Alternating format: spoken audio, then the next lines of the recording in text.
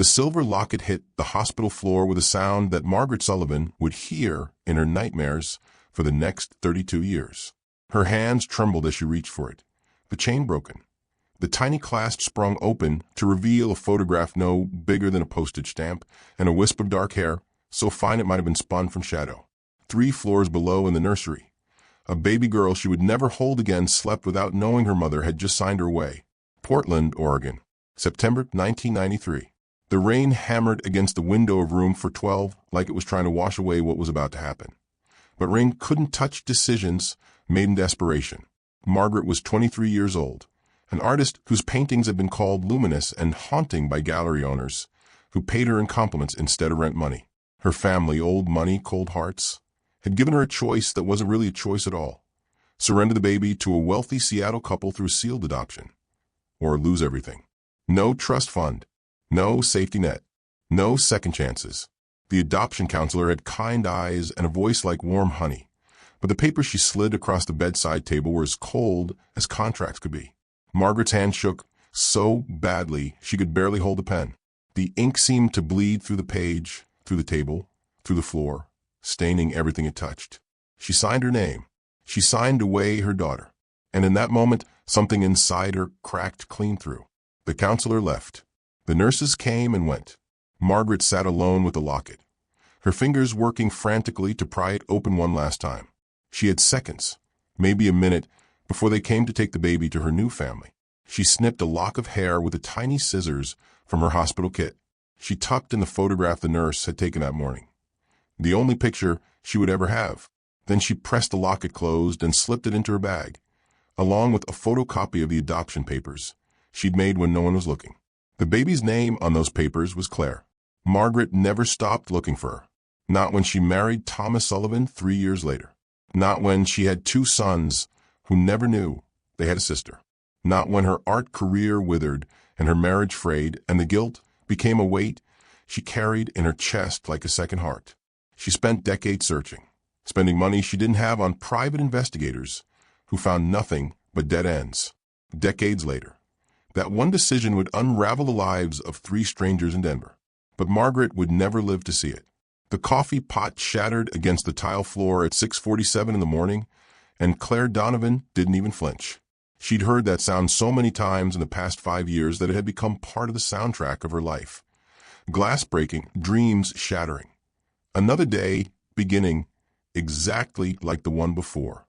She grabbed the mop without looking up, her body moving on autopilot. Her mind somewhere far away, where people didn't spend their 20s mopping up other people's messes.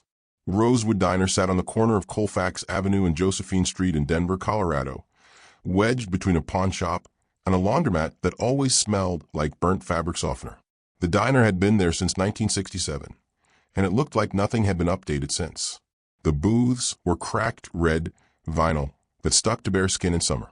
The countertops were that particular shade of beige that came from decades of coffee stains and half-hearted cleaning. The fluorescent lights hummed with a frequency that made Claire's teeth ache, casting everything in a sickly yellow glow that made even the healthiest customers look like they were coming down with something. The smell was its own entity. Burnt coffee, artificial vanilla syrup, disinfectant that was supposed to smell like lemons but smelled more like chemicals trying to cosplay as fruit. Bacon grease that had soaked into the walls. And underneath it all, something Claire couldn't quite name. Desperation, maybe, or the accumulated sadness of everyone who'd ever worked a dead-end job and wondered how their life had come to this. Claire was 29 years old, though some mornings she felt 60. Her dark hair was pulled back in a ponytail that had started tight at 5:30 a.m. and was now listing to one side like a ship taking on water. She'd given up on makeup around year 3. The diner's heat and grease destroyed anything she put on her face within an hour anyway. Her uniform was a standard issue. Black pants worn thin at the knees, white button-down shirt that never stayed tucked in, and a name tag that said Claire in letters that were starting to peel. She'd been accepted to the University of Washington once. Full scholarship. She was going to be a teacher, the kind who changed kids' lives, who made learning feel like magic instead of punishment. That was before her adoptive parents died in a car accident 2 weeks before her 19th birthday, before the bank took the house, before she learned that love doesn't pay for funerals and good intentions don't cover rent. 10 years later, here she was. Rosewood Diner, Tuesday morning, mopping up broken glass and trying not to think about the electric bill that was due in 3 days. You planning to mop the floor or just push that glass around all morning? Philip Chen's voice cut through the diner like a blade. He was the manager, a thin man in his mid-50s with wire-rimmed glasses and a mouth that seemed permanently pursed in disapproval. He treated the diner like it was his personal kingdom and the employees like subjects who'd personally betrayed him. Every spilled drink was an insult. Every late order was an act of rebellion. He watched the clock like a hawk and the tip jar like it contained his own money. "Almost done," Claire said, keeping her voice neutral. She'd learned that Philip fed on emotion like a vampire fed on blood. Give him nothing, and he'd eventually move on to easier prey. The morning rush starts in 13 minutes. I need you on the floor, not creating more work for yourself. He turned and walked toward the kitchen, his shoes squeaking on the linoleum. Claire watched him go and imagined, not for the first time, what it would feel like to pour a pot of coffee over his head. The fantasy was vivid enough that it almost made her smile. "Don't let him get to you, honey." Lila Brooks appeared beside her with a dustpan, her movements smooth and practiced. Lila was 58, though she'd tell anyone who asked that she was 52 and holding. She'd worked at Rosewood for 15 years, longer than anyone else, and she had the kind of face that had seen everything and judged none of it. Her hair was dyed a warm auburn that didn't quite match her natural color, and she wore reading glasses on a chain around her neck like armor. She was the closest thing Claire had to family, though neither of them would say it out loud. "I stopped letting him get to me around year 2, Claire said, sweeping the glass into the dustpan. "Now I just fantasize about his downfall in vivid detail." "That's my girl." Lila smiled, the corners of her eyes crinkling. She had secrets, Claire knew. Everyone who worked at Rosewood long enough developed them. Stories they didn't tell, past they didn't discuss, reasons they were still here when they could have been anywhere else. Lila never talked about why she'd left Phoenix, or why she lived alone in a studio apartment despite wearing a wedding ring, or why she sometimes got phone calls that made her face go pale and her hand shake. The kitchen door swung open, and Victor Alvarez poked his head out. "Order up," he called, then caught sight of the broken glass. "Another one bites the dust?" "Fourth one this month," Claire said. "Philip's going to start docking our pay. He tries that, I'll dock his face." Victor grinned. He was a line cook, 32 years old, covered in tattoos that told stories he'd explain if you bought him a beer, with hands that moved like magic over the griddle. He'd been at Rosewood for 7 years, saving money to open his own restaurant someday, a dream that seemed to get further away with each passing month, but he never stopped talking about it. He treated Claire like a little sister, which meant he teased her relentlessly and would probably throw a punch at anyone who looked at her wrong. "Get back to your station before Philip has an aneurysm," Lila said, but she was smiling.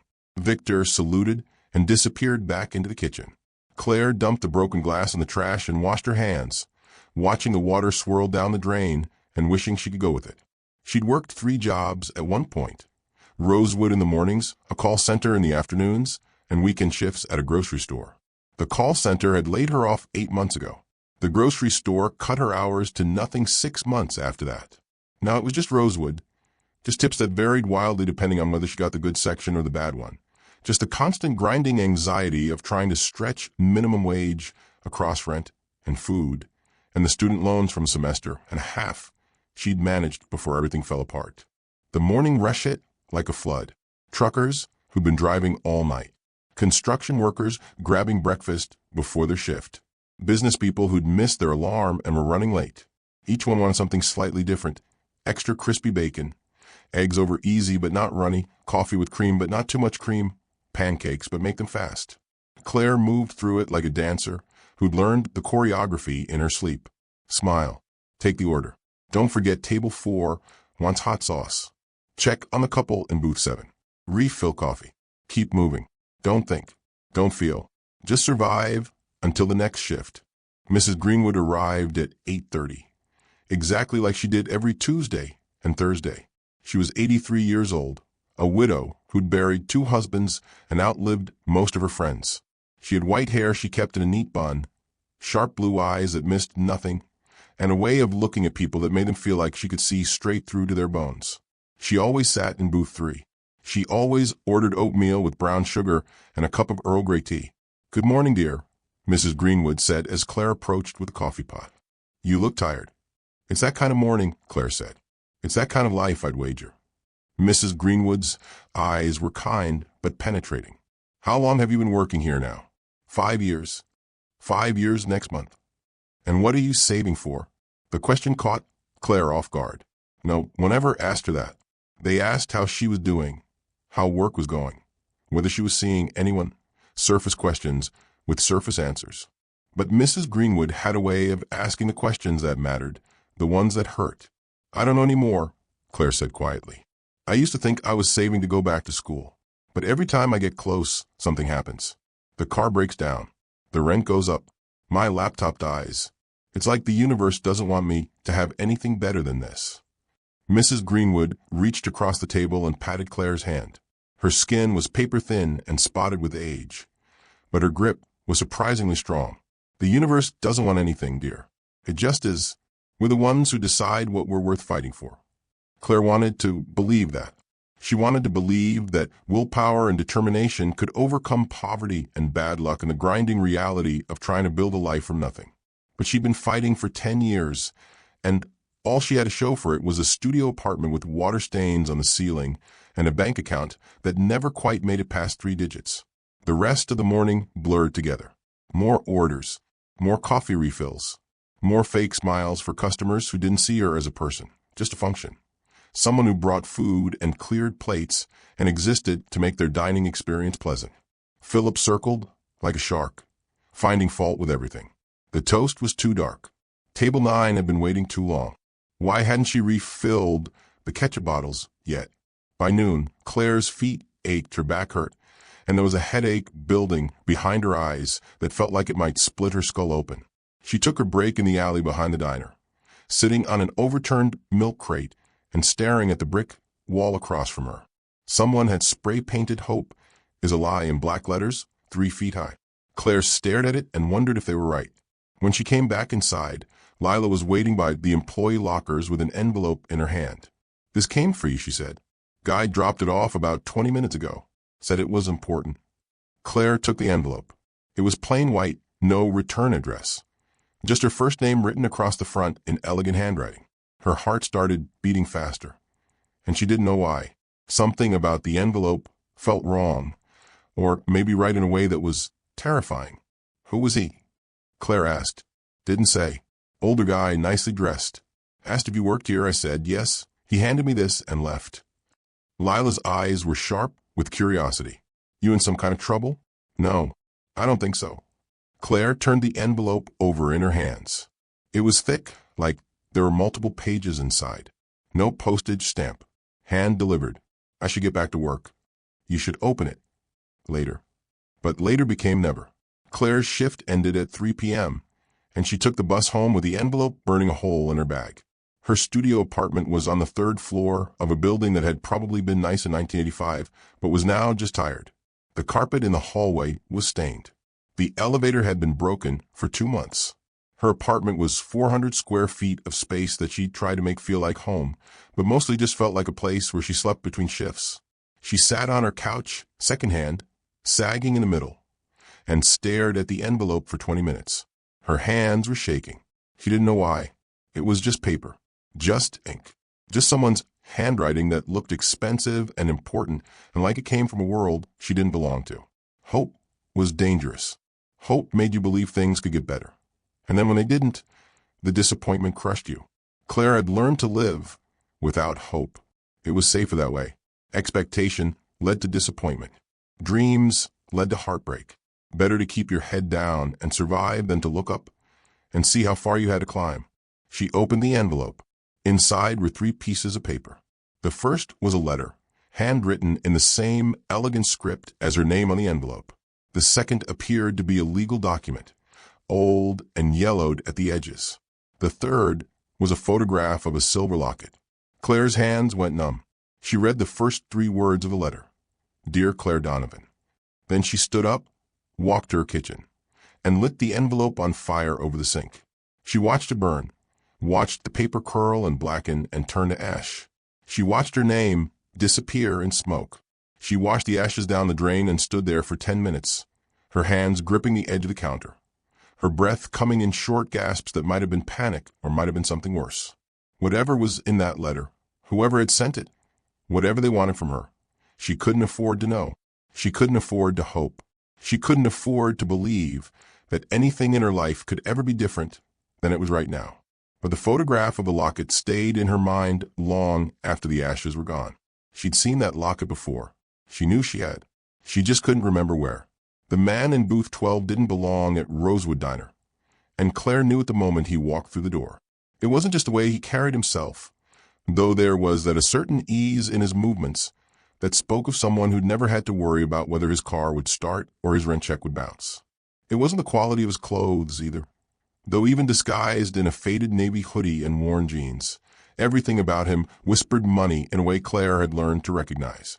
It was something else, something in his eyes when he looked around the diner. He wasn't seeing a place to eat. He was seeing something else entirely, and it made Claire's skin prickle with unease. He was tall, probably 6'2", with dark hair visible beneath the Colorado Rockies baseball cap pulled low over his face. Mid-30s, she guessed. Clean-shaven. Hands that had never done manual labor. He chose the booth furthest from the door, the one with a clear view of an entire restaurant, and slid into the seat, facing outward like someone who needed to see everything. Claire approached with her order pad and her waitress smile, the one that didn't reach her eyes. "Morning. Coffee, please." His voice was deep, carefully neutral. He didn't look at her when he spoke, his attention fixed on the menu like it contained the secrets of the universe instead of the same 15 items Rosewood had been serving since 1967. She poured his coffee and waited. He ordered scrambled eggs, wheat toast, and a side of fruit, the kind of healthy breakfast that felt out of place in a diner famous for its heart attack-inducing portions. Claire wrote it down and turned to go. "Wait," he said. She stopped, turned back. "Something else. You've worked here a while?" He was looking at her now, and his eyes were brown, warm, but cautious, studying her face like he was trying to solve an equation. 5 years. You like it?" The question was so unexpected that Claire almost laughed. Nobody asked waitresses if they liked their jobs. They assumed the answer and moved on. "It pays the bills," she said, which was both true and a lie. "I'll get your order in." She walked away, feeling his eyes on her back, and the sensation made her uncomfortable in a way she couldn't name. There was something off about him, something that didn't fit. Men like that didn't eat at Rosewood unless they were lost or slumming, and he didn't seem like either. "Who's the guy in 12? Victor asked when she clipped the order to the wheel in the kitchen. "No idea. Tourist, maybe." "Tourists don't come to this neighborhood." "Chica. Tourists go to Lodo and take pictures of street art. The guy looks like he's casing the joint." "For what?" "Our extensive collection of health code violations." Victor laughed, but there was something serious in his eyes. "Just be careful. Something feels wrong about him." Claire felt it too, but she had 7 other tables to worry about, and Philip was already giving her the look that meant she was taking too long on her break. She pushed a stranger in booth 12 out of her mind and focused on surviving the morning rush. But the morning was determined to break her. It started with Table for sending back their pancakes because they weren't fluffy enough, as if Claire had personally failed them in the kitchen. Then Table 9's credit card got declined, and they blamed her like she'd somehow stolen their money. Philip docked her tips from the broken coffee pot yesterday, which meant she was now $30 short on her electric bill. And somewhere in the middle of it all, a customer grabbed her wrist when she was refilling his coffee and asked what time she got off work with a smile that made her want to scrub her skin raw. By 10 a.m., Claire was ready to walk out the door and never come back. She found Lila in the storage room, counting napkins for inventory. The older woman took one look at Claire's face and set down her clipboard. "Talk." "I can't do this anymore," Claire said, and the words came out sharper than she intended. "I can't smile at people who treat me like I'm invisible. I can't pretend Philip isn't a tyrant. I can't keep living paycheck to paycheck and calling a life. I'm 29 years old, Lila. I should have a career by now. I should have a life. Instead, I'm counting how many meals I can skip this week so I can afford my phone bill." Lila reached out and squeezed Claire's hand. "I know, honey. I was supposed to be a teacher. Did I ever tell you that? I had a scholarship, full ride to the University of Washington. I was going to change kids' lives." Claire's voice cracked, and she hated herself for it. Now I can't even change my own. You're not stuck here forever. Aren't I? Every time I save enough to get out, something happens. It's like the universe is conspiring to keep me exactly where I am. Claire pulled her hand away, wrapping her arms around herself. Maybe this is all I'm worth. Maybe this is all I'm ever going to be. Don't say that. Lila's voice was sharp now, almost angry. Don't you dare say that. You're worth more than this place, more than Philip, more than any of it. Sometimes life pushes us into corners, but that doesn't mean we belong there. Then why can't I get out? Lila didn't have an answer for that, and Claire didn't expect one. She wiped her eyes with the heel of her hand and took a deep breath. I should get back to the floor. Take a minute. Philip can wait. But Claire was already heading for the door, desperate to move, to work, to do anything that would stop her from thinking about the gap between who she'd planned to be and who she'd become. The man in booth 12 was on his phone when she passed, his voice low, but urgent enough that it carried. Eric, I told you I need more time? No, I haven't approached her yet, because it's complicated. You didn't see her face when... Look, Mom spent 30 years searching for her. The least I can do is make sure we do this right. Claire froze, pretending to wipe down the table next to his booth. Mom, searching. Her. The words rattled in her brain like dice in a cup. I know the risks, the man continued, his voice dropping even lower. I know she might not believe us. I know this could blow up in our faces. But if we don't try, if we don't at least tell her the truth, we're no better than the people who kept them apart in the first place. He paused, listening to whoever was on the other end. His jaw tightened. She burned the letter, Eric. She didn't even read it. That tells me everything I need to know about how scared she is of hope. Claire's blood turned to ice. The letter, the one she'd burned 2 days ago, the one with her name written in elegant script, the one with the photograph of the silver locket. This man had sent it. This stranger sitting in booth 12 eating scrambled eggs and wheat toast knew something about her, something important enough to track her down at her workplace. And she had no idea what.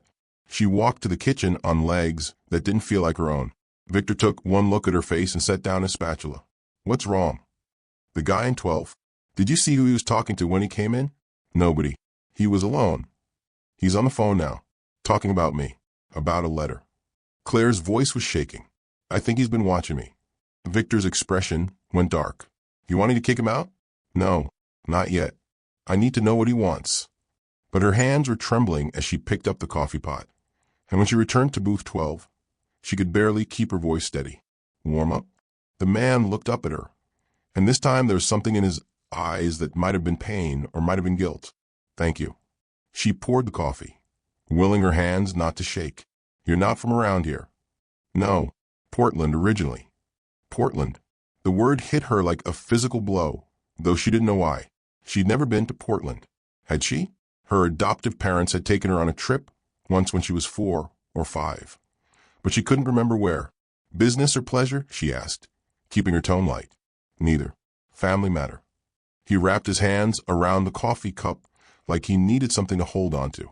Actually, I was hoping to talk to you, when you have a minute. About what? It's complicated and private. Is there somewhere we could? No. Claire's voice came out harder than she intended. Whatever you want to say, you can say it here. He studied her face for a long moment, and she could see him recalculating, adjusting his approach. The letter I sent you. Did you read it? I don't know what you're talking about. I think you do. His voice was gentle, but there was steel underneath it. My name is Marcus Sullivan. My brother and I have been looking for you for 3 months. The name meant nothing to her, but the way he said it, like it should change everything, made her stomach twist. I don't know you. No, but I know you.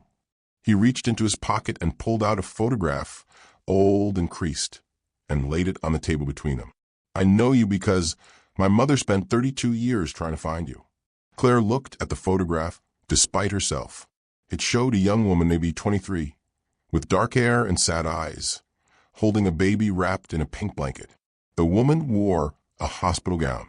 The baby's eyes were closed. I don't understand, Claire said, but her voice sounded far away. Her name was Margaret Sullivan. She was an artist, and 32 years ago, she was forced to give up her daughter for adoption. Marcus's eyes were locked on Claire's face, searching for something. That daughter's name was Claire. The diner tilted sideways. The fluorescent lights were too bright, the smell of coffee too strong, the hum of conversation too loud. Claire's hand went to her throat, to the silver locket she wore every day, the one her adoptive mother had given her on her 16th birthday, the one she'd been told was a family heirloom. "I need you to leave," Claire said. "Claire, I need you to leave right now." Her voice was rising, drawing attention from nearby tables. Philip was already moving toward them, his face tight with disapproval. "I don't know what game you're playing, but I'm not interested. Pay your check and go." Marcus stood slowly, his hands raised in a gesture of peace. "I'm staying at the Courtyard Marriott on California Street, room 314. When you're ready to hear the truth, I'll be there." He pulled out his wallet and left 2 20s on the table, far more than his breakfast cost. "I'm sorry. I didn't mean to upset you." He walked toward the door, and Claire stood frozen, her hand still pressed against the locket at her throat. She should have felt relieved that he was leaving. Instead, she felt like she was standing on the edge of a cliff, and the ground beneath her feet was starting to crumble. What was that about? Philip demanded, suddenly, beside her. "Nothing. Just a weird customer." "Well, deal with your weird customers more quietly. You're disturbing the other guests." He walked away without waiting for a response, and Claire wanted to scream. She made it through the rest of her shift on autopilot, her mind replaying the conversation over and over. Margaret Sullivan, Portland, 32 years. A daughter given up for adoption. It couldn't be true. It was impossible. Her adoptive parents had told her she was born in Seattle, that her birth mother had been a teenager who couldn't keep her, that there was no other family to find. But they'd also told her the locket was a family heirloom, passed down through generations of Donovans. And now that she thought about it, really thought about it, she realized she'd never actually seen any other Donovans wear it. There were no photographs of her grandmother or great-grandmother with the locket. No stories about where it had come from or what it meant. Just a silver locket with a clasp that didn't quite close right, and an interior that had always felt like it was meant to hold something more than it did. At 3 p.m., her shift ended. She grabbed her bag from her locker and headed for the door, desperate to get out, to breathe, to think about anything except the man in booth 12 and the impossible things he'd said. She was halfway across the parking lot when the chain on her locket snapped. It happened so suddenly that she didn't have time to catch it. The locket hit the asphalt with a small, distinct sound. The same sound it had made when Margaret Sullivan dropped it 32 years ago in a hospital room in Portland. The clasp sprang open. Something small and brown fluttered out, caught by the wind. Claire dropped to her knees, scrambling to catch it. Her fingers closed around the object. It was a scrap of paper, old and yellowed, folded so small it was almost nothing. She unfolded it with shaking hands. Inside, in faded ink, were 5 words. Born September 15th, 1993. Portland. Her birthday. Her birthplace. Hidden inside a locket she'd worn for 13 years without ever knowing it was there. Claire looked up and saw Marcus Sullivan standing beside a black SUV at the edge of the parking lot. He wasn't moving, wasn't approaching. He was just watching her, waiting. His face a mixture of hope and fear that mirrored exactly what she was feeling. And in that moment, Claire realized that hope wasn't something you could burn away or ignore or pretend didn't exist. It was something that found you anyway, broke through whatever walls you'd built, and demanded you pay attention, even when you weren't ready, even when it terrified you, even when everything you thought you knew about yourself was about to shatter like glass on a diner floor. Claire didn't go to the Courtyard Marriott that night. She went home, locked her door, and sat on her couch staring at the scrap of paper until the words blurred together. Born September 15th, 1993. Portland. 5 words that rewrote her entire life, or confirmed what she'd always suspected in the parts of herself she never examined too closely, that she didn't quite fit, that there were pieces missing, that the story she'd been told about who she was had holes big enough to fall through. She called in sick the next morning, which she never did. Philip's voice on the phone was sharp with disapproval, but she hung up before he could finish lecturing her about responsibility. She spent the day pacing her apartment, picking up her phone and setting it down again, trying to convince herself that Marcus Sullivan was lying, that this was some elaborate scam, that people didn't just show up with secret families and impossible truths. But the locket sat on her coffee table, sprung open like a mouth telling secrets, and she couldn't look away from it. By the second day, she went back to work because she couldn't afford not to. The bills didn't care about identity crises. The rent didn't pause for emotional breakdowns. She walked into Rosewood Diner at 5:45 a.m. and found Marcus Sullivan already sitting in booth 12. Same baseball cap, same hoodie, same careful expression like he was approaching a wounded animal. Claire poured his coffee without asking and sat down across from him before she could talk herself out of it. "I'll give you 10 minutes. That's all I need." He wrapped his hands around the coffee cup, and she noticed they were shaking slightly. "What do you want to know?" "Everything. Starting with why I should believe any of this is real." Marcus reached into his jacket and pulled out a manila folder. Inside were documents, birth certificates, adoption papers, medical records, photographs. He laid them out on the table one by one like he was building a case in court. "This is Margaret Sullivan's original birth certificate from 1960. This is her marriage license to Thomas Sullivan in 1996. These are the birth certificates for her sons, Eric and me. And this," he slid a yellow document across the table, "is your original birth certificate, before the adoption, before your name was changed to Claire Donovan." Claire picked up the paper with hands that didn't feel like her own. The paper was official, state-issued, stamped and signed. Mother, Margaret N. Sullivan. Father unknown. Baby female. Born September 15, 1993. At 3:42 a.m. Portland, Oregon. Weight, 6 pounds, 7 ounces. No name listed for the baby. Just a case number where a name should have been.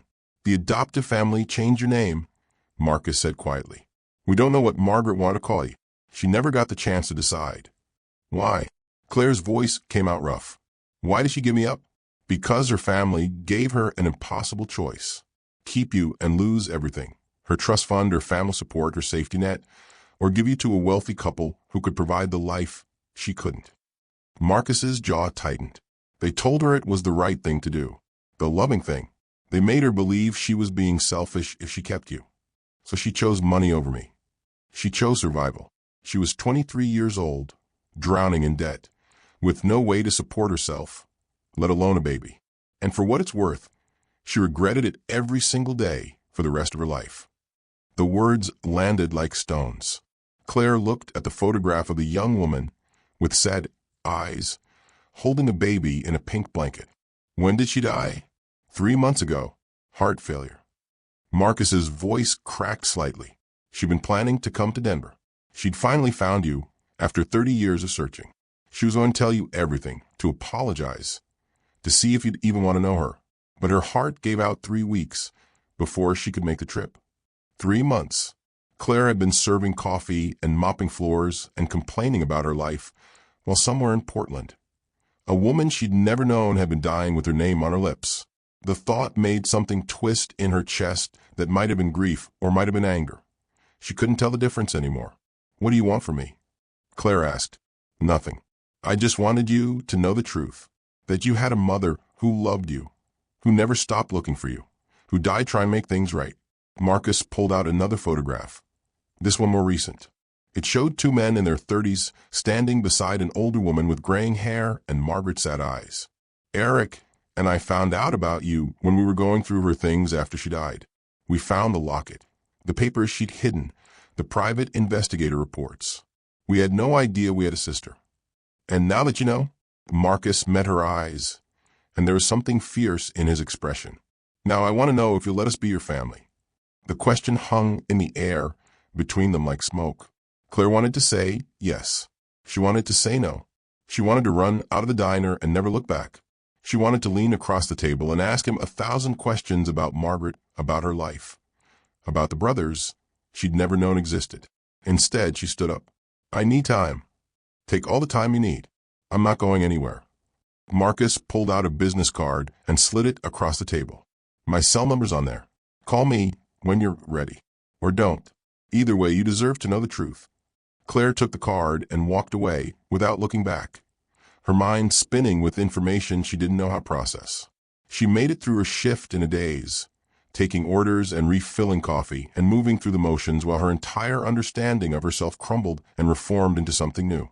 It was just afternoon when Tony Marcelli walked through the door, and the atmosphere in the diner shifted immediately.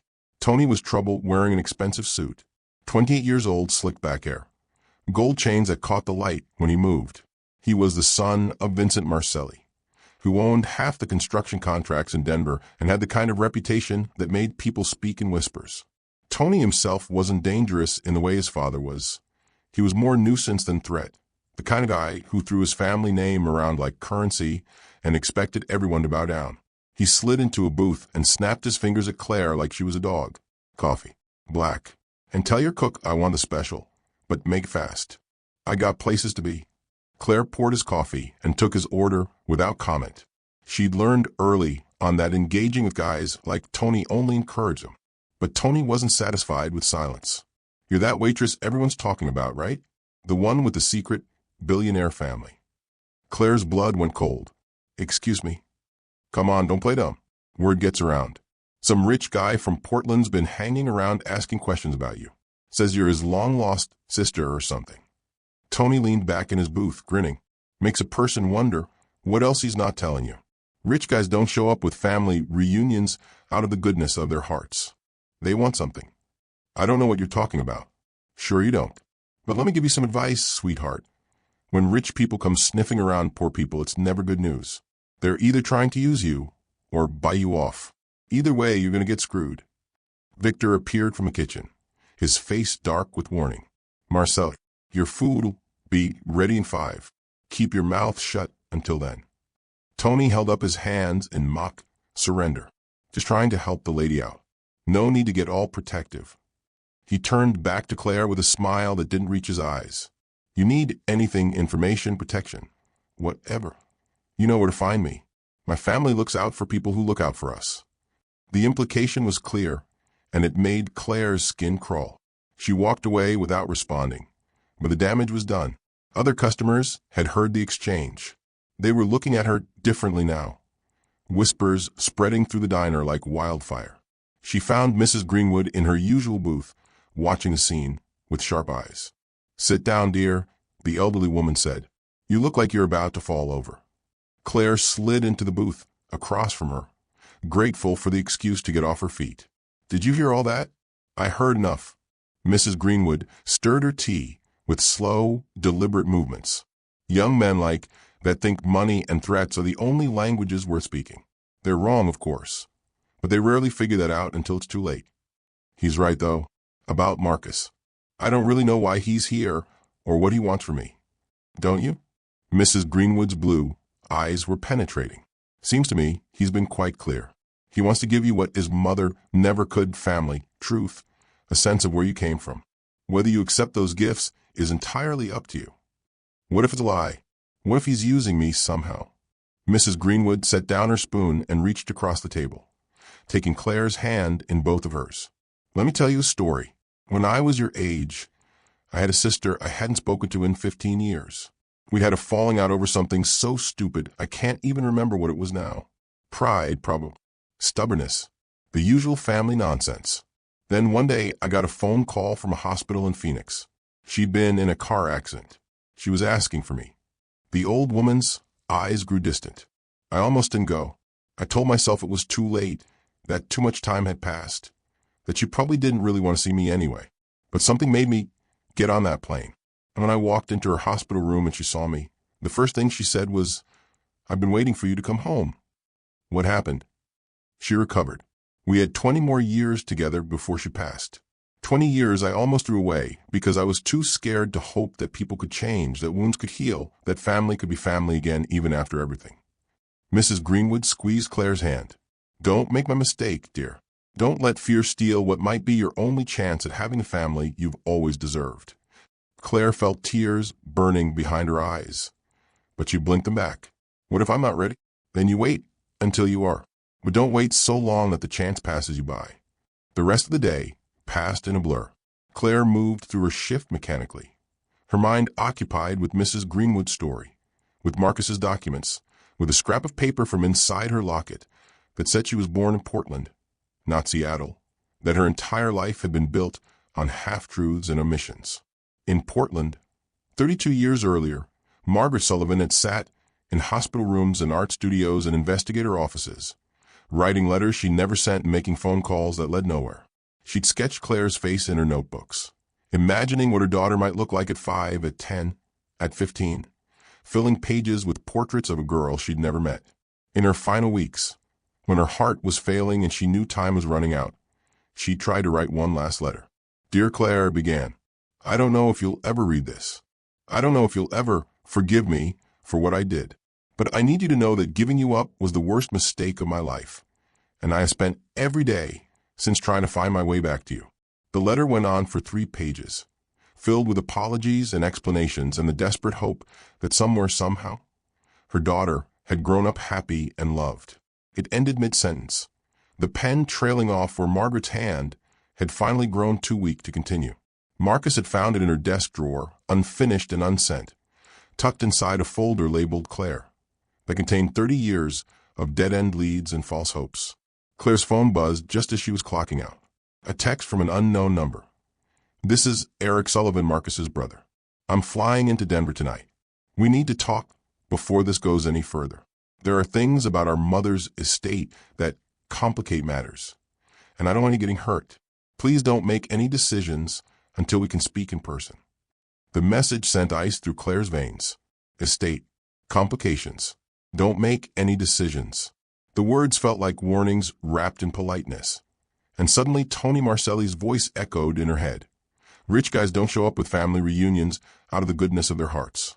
She looked across the diner and saw Marcus still sitting in booth 12, nursing his 4th cup of coffee and watching her with those sad, hopeful eyes that might have been genuine or might have been the best performance she'd ever seen. For the first time since he'd walked through the door, Claire wondered if she'd been incredibly naive to believe anything he'd said. The dinner rush hit Rosewood Diner like a hammer at 5:30 p.m., and Claire was already running on fumes. She'd been on her feet for 11 hours with only one 15-minute break. Her lower back was screaming. Her feet felt like they'd been beaten with baseball bats. The headache that had started that morning had evolved into something with teeth and claws, digging into her skull with every movement. Table 3 wanted their steaks cooked medium rare, but not too pink. Table 7 sent back their fries twice because they weren't crispy enough. Table 9's kid was throwing chicken nuggets at the neighboring booth while his parents scrolled through their phones, oblivious. Philip was in rare form, circling the floor like a vulture, finding fault with everything. The water glasses had spots. The silverware wasn't rolled tight enough. Claire had forgotten to smile at table 5. Marcus was still in booth 12. He'd been there all day, ordering just enough food to justify taking up space, watching her with those careful eyes that felt like they could see straight through to her bones. Every time she passed his table, she felt the weight of his presence, the impossible questions he'd brought into her life, the scrap of paper in her pocket that said she was someone else entirely. And then Eric Sullivan's text message kept flashing through her mind. Estate complications. Don't make decisions. Things that could hurt her. What did that mean? Was Marcus lying about why he'd come? Was there money involved, inheritance disputes, legal battles she was about to walk into blind? Table 4 snapped their fingers at her. "Miss, we've been waiting 20 minutes for our check." It had been 7 minutes, but Claire didn't argue. She printed their check and delivered it with a smile that felt like it might crack her face in half. "Finally," the woman muttered, not bothering to lower her voice. "Service here is terrible. Don't know why we keep coming back." Claire walked away before she could say something she'd regret. She made it 3 steps before table 8 called her over. They wanted separate checks 5 ways, and could she hurry because they had somewhere to be? She was punching in the order when table 2 complained that their soup was cold. Victor was slammed in the kitchen, working 3 orders at once, sweat pouring down his face. Lila was handling the counter section, moving with the efficiency of someone who'd done this 1,000 times before, but couldn't hide the exhaustion in her eyes. The diner was packed, every booth and table filled, the noise level rising to a dull roar that made Claire's headache feel like it was splitting her head open from the inside.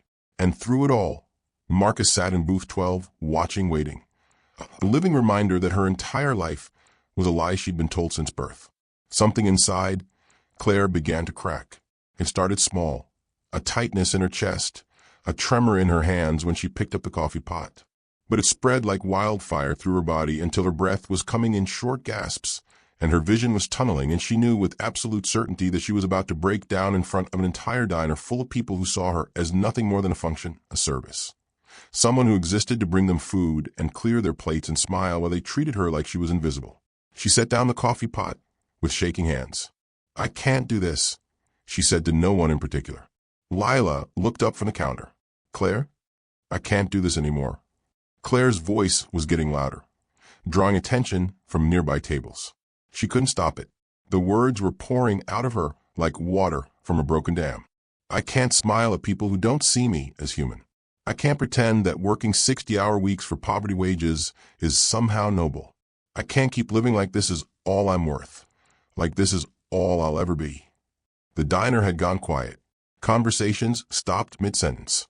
Forks paused halfway to mouths. Even the kitchen sound seemed to fade into background noise. Philip appeared at her elbow, his face tight with fury. "Claire, what do you think you're?" "I'm 29 years old," Claire continued, ignoring him, her voice shaking but strong. "I was supposed to be a teacher. I was supposed to change kids' lives, make learning feel like magic instead of punishment. I had a scholarship, a full ride to the University of Washington. But my parents died and the bank took everything. And suddenly I was alone with nothing but debt and a dream that felt like a cruel joke." She could see people staring, some with sympathy, some with discomfort, some with the kind of morbid fascination people have when watching someone else's life implode in public. She didn't care anymore. 10 years, she said. 10 years of working 3 jobs, of skipping meals so I could pay rent, of watching people treat me like I'm invisible while I serve them food I can't afford to eat. 10 years of saving every penny and watching it disappear to car repairs and medical bills and rent increases and all the tiny emergencies that rich people never have to worry about because they have safety nets and family money and trust funds. Marcus was standing now, his face stricken, but Claire couldn't look at him. If she looked at him, she'd remember that he was one of those people, the ones with safety nets, the ones who'd never had to choose between electricity and groceries, the ones who could afford to fly across the country to deliver life-changing news to a waitress they'd never met. And the worst part, Claire's voice cracked, tears streaming down her face now. The absolute worst part is that I'm good at this job. I'm really good at remembering orders and smiling through abuse and making people feel like they matter. But none of it matters because no one sees me as anything more than this uniform. No one looks at me and thinks, she deserves better. They look at me and think, she must not be smart enough or ambitious enough or valuable enough to do anything else. Lila had moved closer, her hand reaching out, but Claire took a step back. "I'm tired," Claire said, and the words felt like they'd been pulled from somewhere deep in her chest.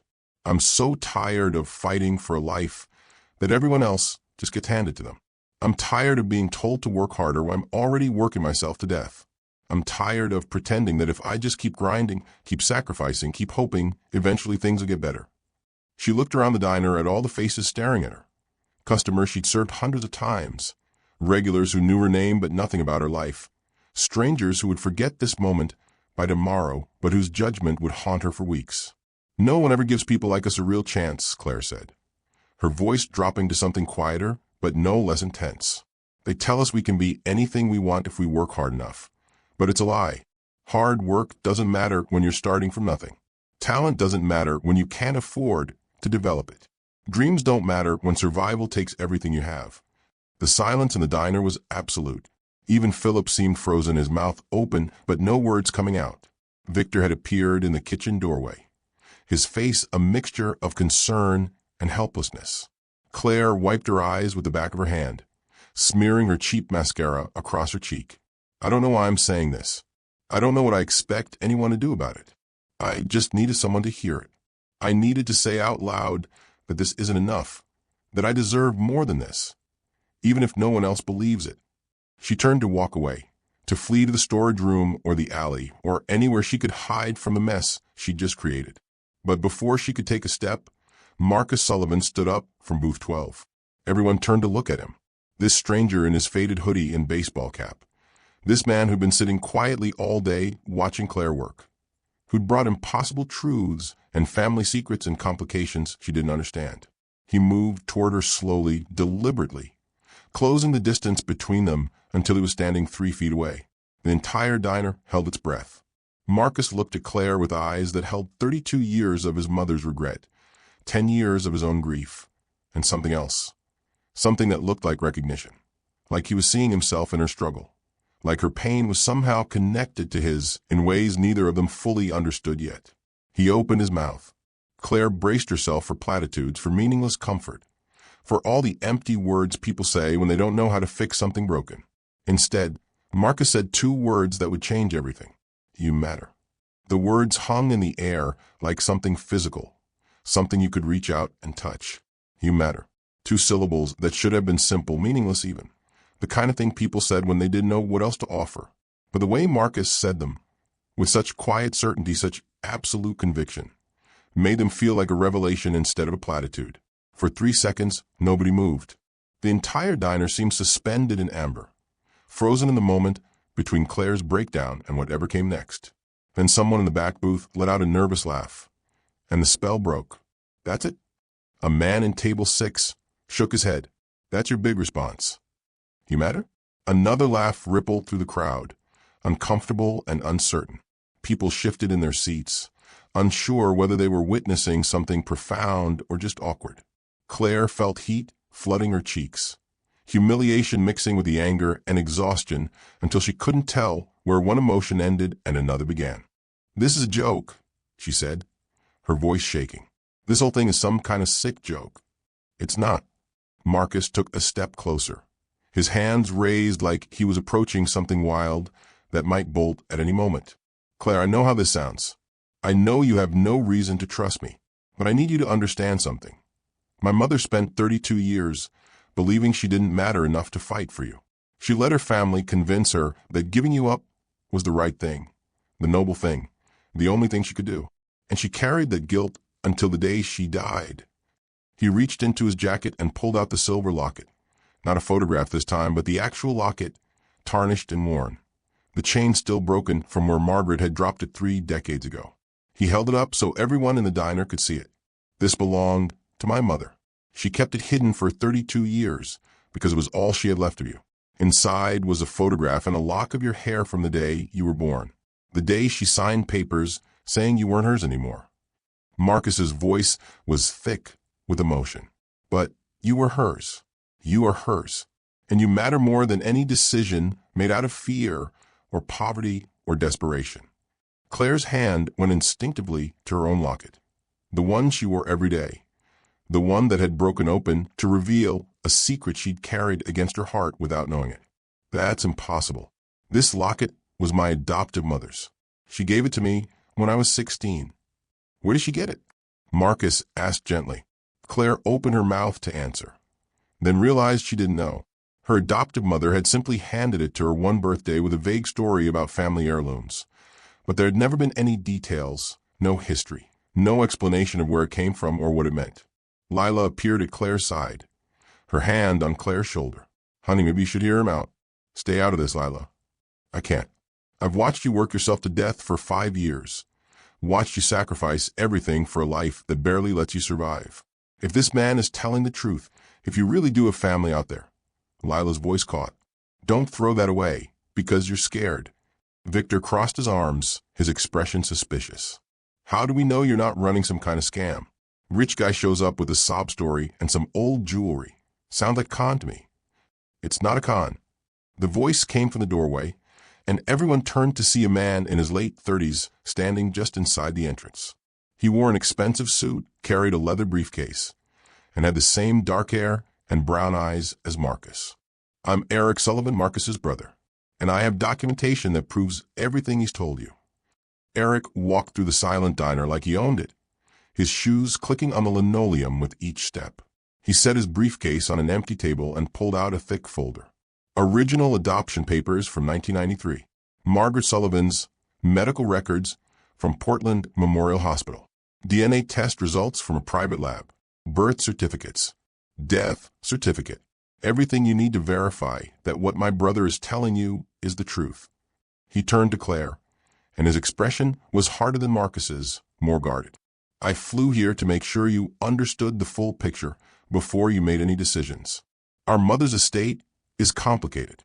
There are assets, intellectual property rights, inheritance questions that affect all three of us. I didn't want you walking into this blind. There it is. Tony Marcelli called from his booth, his voice dripping with satisfaction. Told you it was about money. It's always about money. Claire felt like she was drowning. Too much information. Too many people.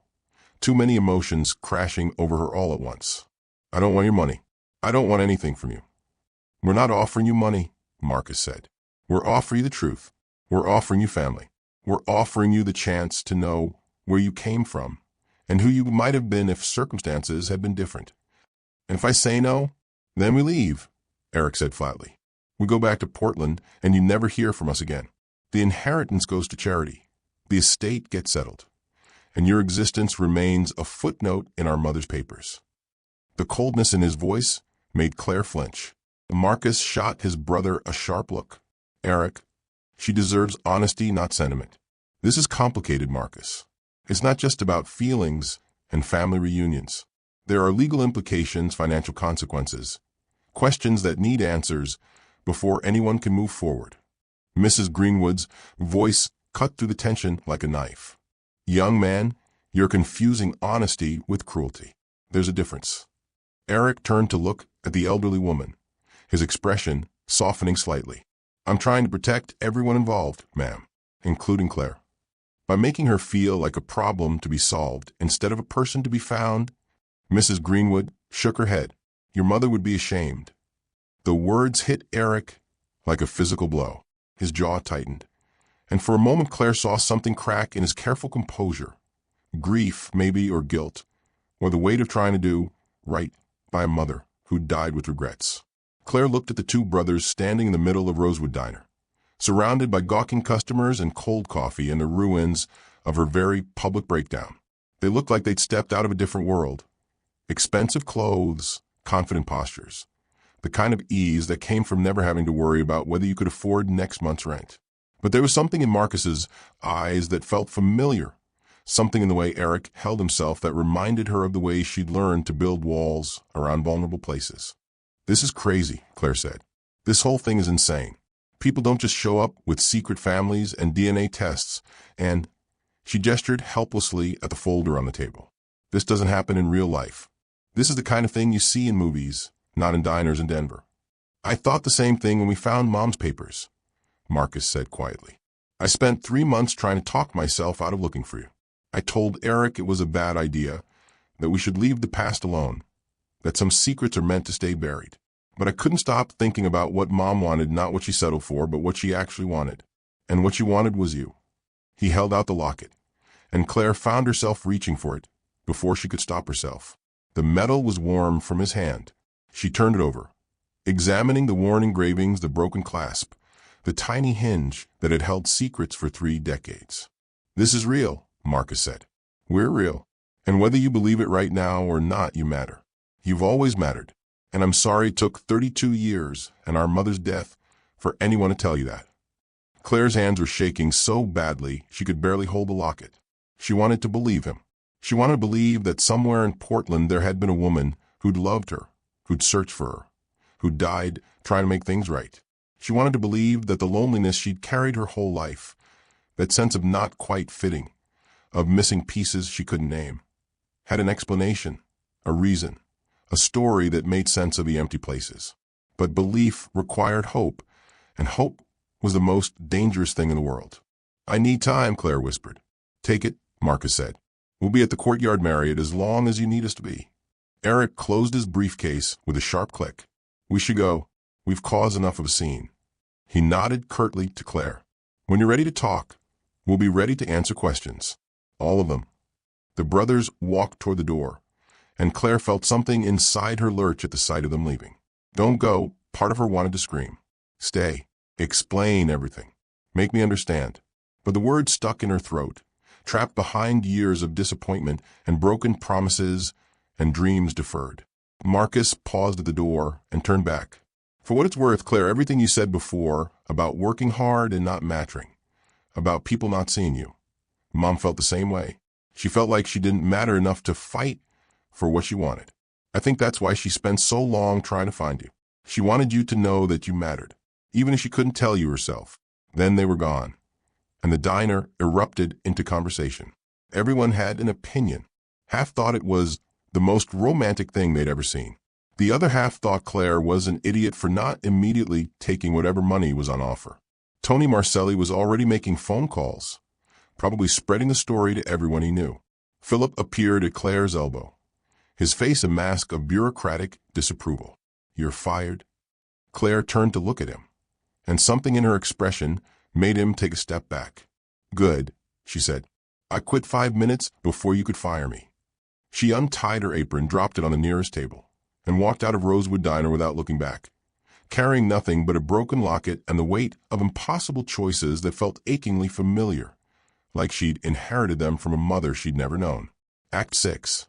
Unraveling the Truth, 76 to 84 minutes, 800 words. Claire made it halfway down the block before her legs gave out. She sat on a bus stop bench, the broken locket clutched in one hand, her phone in the other, staring at Marcus Sullivan's business card like it might spontaneously combust. The Denver evening air was cool against her flushed skin, and somewhere in the distance, traffic hummed with the rhythm of people going about their normal lives. People who hadn't just walked out of their jobs, who hadn't just discovered their entire identity was built on secrets and half-truths. Her phone buzzed. A text from Lila. "Wherever you are, stay there. I'm coming to you." 15 minutes later, Lila's beat-up Honda pulled to the curb. The older woman got out, carrying a plastic bag from the convenience store next to Rosewood. She sat down beside Claire without a word and pulled out 2 bottles of cheap wine and a package of plastic cups. "I'm technically still on shift," Lila said, twisting the cap off one bottle. "But Philip can go to hell." She poured 2 cups and handed one to Claire. "To unemployment and family secrets." Claire took the cup, but didn't drink. "I don't know what to do." "That's because you try and figure out the ending before you've read the middle." Lila took a long sip of wine. "Those men, Marcus and Eric, they're not going anywhere. The truth isn't going anywhere. The only question is whether you're brave enough to face it. What if facing it makes everything worse? Worse than what? Working yourself to death at a diner for a boss who treats you like garbage? Living in a studio apartment where you can't afford to turn the heat above 60 degrees? Honey, I don't know what these Sullivan brothers are offering, but it can't be worse than what you've already got." Claire finally took a drink. The wine was terrible, sweet, and chemical tasting, but it burned going down in a way that felt grounding.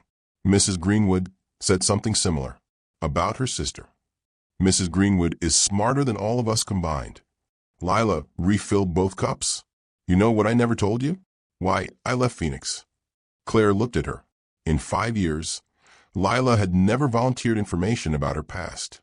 "I had a daughter," Lila said quietly. "Beautiful girl, smart as a whip. But I was young and stupid and married to a man who thought his fists solved problems. One night he went after her, and I fought back. Put him in the hospital. Child Services took my daughter.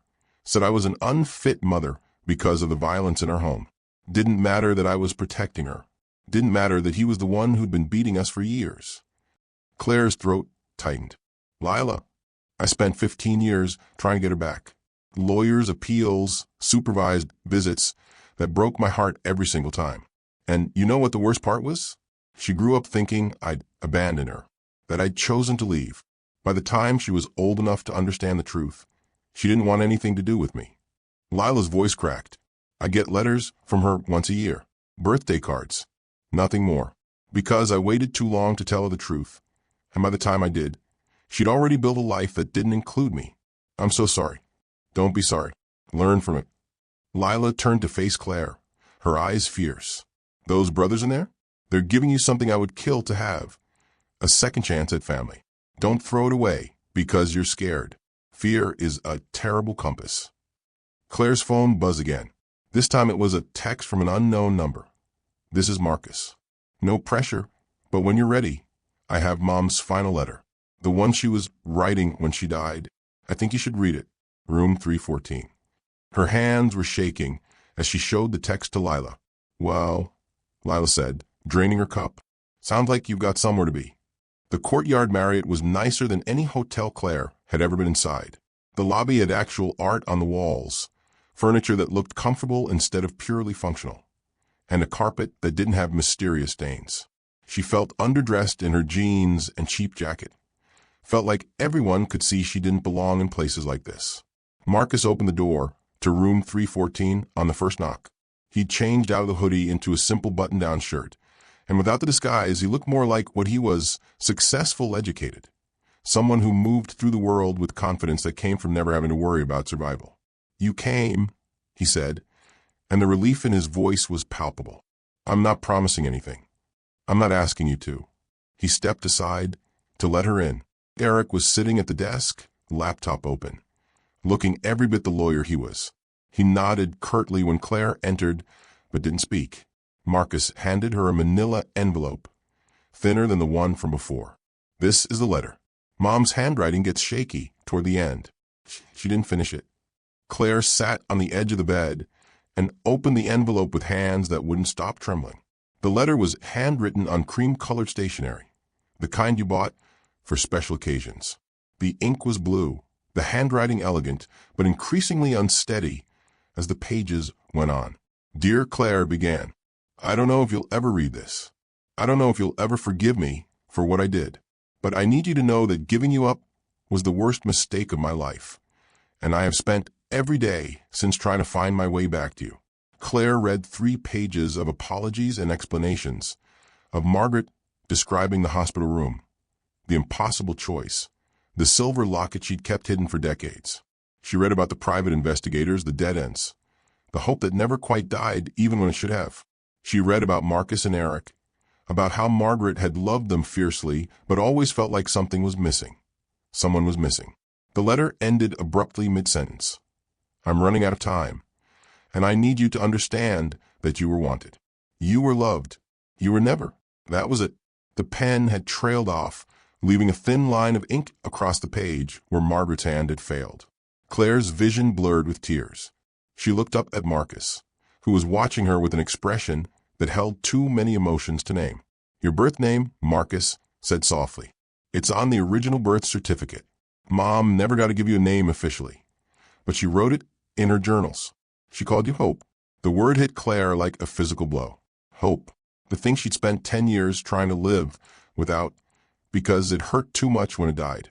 "I can't do this," Claire whispered, standing abruptly. "This is too much. I need." Her phone rang. Tony Marcelli's name flashed across the screen. She answered without thinking, desperate for any distraction from the overwhelming emotions threatening to drown her. "Claire." Tony's voice was smooth, calculated. "We need to talk. Privately. Those brothers of yours? They're playing you.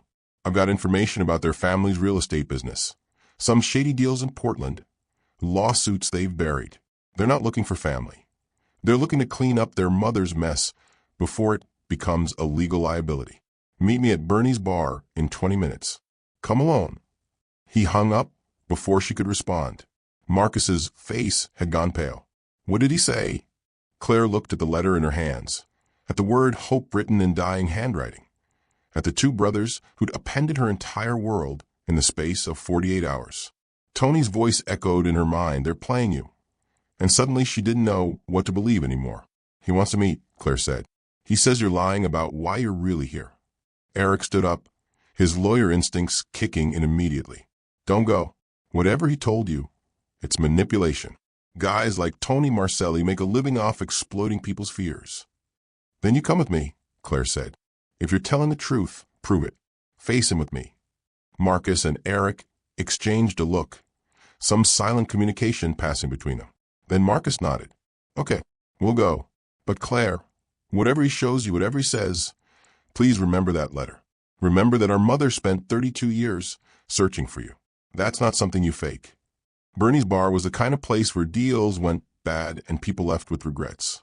Dim lighting, sticky floors, the smell of stale beer and poor decisions.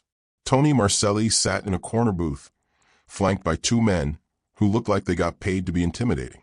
He smiled when he saw Claire walk in with Marcus and Eric. "Brought your handlers, I see," Tony said. "Smart. Never trust rich people when they're alone." Claire slid into the booth across from him, the Sullivan brothers standing behind her like sentinels. "You said you had information."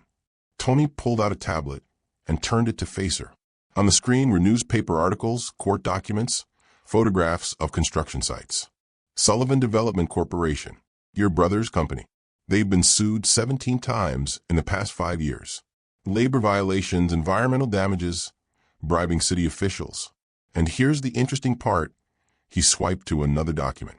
Your mother's art collection, worth an estimated $2.3 million. Guess who stands to inherit it if you don't claim your share? Claire's stomach twisted. She looked at Marcus, whose jaw was tight with anger. Half-truths and manipulated context, Eric said, his voice cold and professional. Yes, our company has been sued. Most large developers have. We won 14 of those cases and settled 3 where the plaintiffs had legitimate grievances, which we addressed. As for Mom's art collection, it's going to charity, Marcus interrupted. All of it. We decided that before we ever found Claire. We're not here for money. Tony laughed. Everyone's here for money, Sullivan. That's how the world works. You really expect me to believe you flew across the country out of the goodness of your hearts? I expect you to believe that some things matter more than profit margins. Eric pulled out his own tablet, and his expression was ice. Speaking of profit, let's talk about your business ventures, Mr. Marcelli. The protection rackets disguised as consulting fees. The construction bids your father's company wins through intimidation. The 3 pending investigations by the Denver DA's office. Tony's smile faltered. I'm a lawyer, Mr. Marcelli. A very good one. And when Marcus told me you were circling my sister like a vulture, I did my homework. Eric set the tablet on the table, showing what looked like financial records and surveillance photographs. You were planning to blackmail Claire. Convince her we're villains, then offer to protect her interests in exchange for a cut of an inheritance she doesn't even want. Classic con. The blood drained from Tony's face. You can't prove. I can prove all of it. I've already forwarded copies to the district attorney. But here's what I'm going to do instead. Eric leaned forward, his voice dropping to something dangerous. You're going to walk out of this bar and never contact Claire again. You're not going to spread rumors. You're not going to interfere in our family. And if you do, every piece of evidence I have on your father's operation goes public. Am I clear? Tony stood abruptly, his face flushed with fury and humiliation. His 2 companions rose with him. This isn't over. Yes, Marcus said quietly. It is. They watched Tony and his men leave, the tension in the bar dissipating like smoke. Claire realized she'd been holding her breath. She turned to Eric, seeing him differently now, not just as the cautious lawyer trying to protect his family's interests, but as someone who'd actually protected her. Thank you, she said. Eric's expression softened slightly. You're our sister. That means something. Claire's phone buzzed with a text from an unknown number. She opened it to find a message from Mrs. Greenwood. Philipson has been reported to the labor board for wage theft and harassment. Multiple employees came forward. Thought you'd want to know. Sometimes justice is slow, but it comes. A laugh bubbled up from Claire's chest, surprising her with its lightness. For the first time in 10 years, the weight pressing down on her felt just a little bit lighter. So, Marcus said, a tentative smile on his face. What now? Claire looked at the 2 brothers, strangers 48 hours ago, family now, even if she didn't fully understand what that meant yet. Now I want to know everything. About Margaret, about our family, about who I might have been if things had been different. And who you still can be, Eric added, if you'll let us help. For the first time in a decade, Claire let herself believe that maybe, just maybe, hope wasn't a lie after all. The flight to Portland felt surreal. Claire sat between Marcus and Eric in first class. Her first time flying in years. Her first time in first class ever. Watching clouds drift past the window and wondering if this was what it felt like to step into someone else's life. The brothers had insisted on paying for everything. The ticket, the hotel, the rental car. Eric had even quietly arranged for 3 months of her rent to be paid in advance, brushing off her protests with a lawyer's efficiency. Family takes care of family, he'd said, and the words had settled into Claire's chest like stones, heavy but somehow grounding.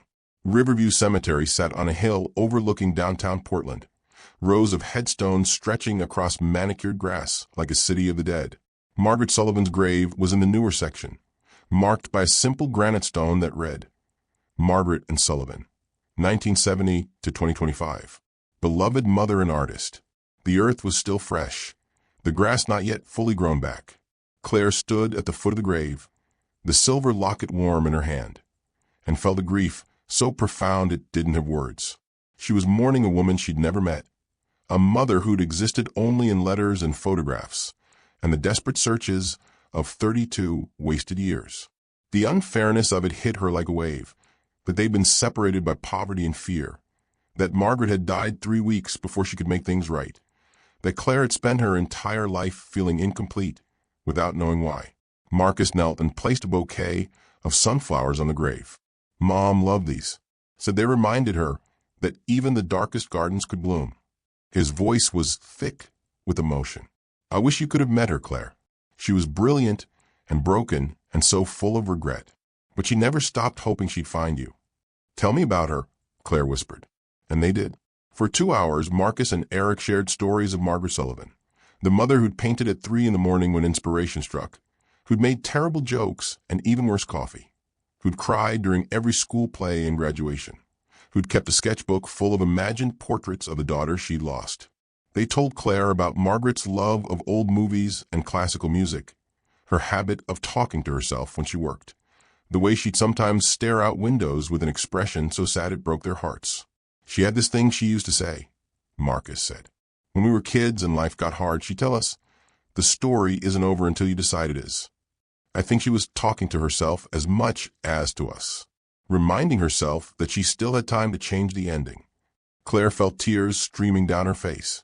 I wish I'd read the letter when it first arrived. I wish I'd known. She would have understood why you burned it, Eric said quietly. She spent most of her life too scared to hope to. That's why she kept searching.